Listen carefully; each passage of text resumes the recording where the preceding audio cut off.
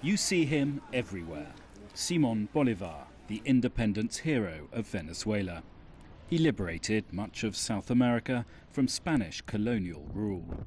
Almost every town here has a square named after him. Even Venezuela's now worthless coins have long been called bolivars. But over the last 18 years, under this country's left-wing government, Bolivar has gone from being ever-present to nearly omnipresent. Hugo Chavez called his leftist movement the Bolivarian Revolution, and when he became president in 1999, he began changing names. Venezuela officially became the Bolivarian Republic. The army, the Bolivarian Armed Forces, and of course the Bolivarian Constitution. So why did Chavez choose this man, the son of a rich plantation owner, to be the icon of his socialist movement? Inés Quintero is director of Venezuela's National History Academy.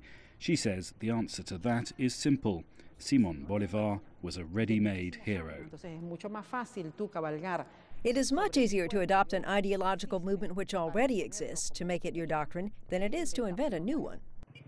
But opposition supporters have long been troubled by Chavismo's adoption of Bolivar.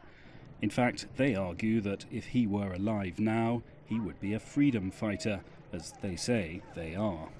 Ms. Quintero says it's always a mistake to cast historical figures in the present day. There are people with historic importance that is indisputable, but you have to be very careful that their significance is not transferred to a political situation that has nothing to do with the period in which they lived. The Maduro government, nevertheless, is convinced that Bolivar is on its side. When 13 senior officials were recently sanctioned by the US, President Nicolas Maduro awarded them each with a replica of Bolivar's sword.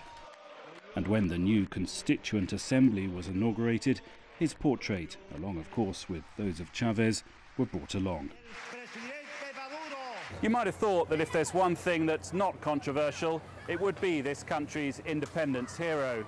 But no, especially now, everything is in dispute. Stephen Gibbs, CGTN, Caracas.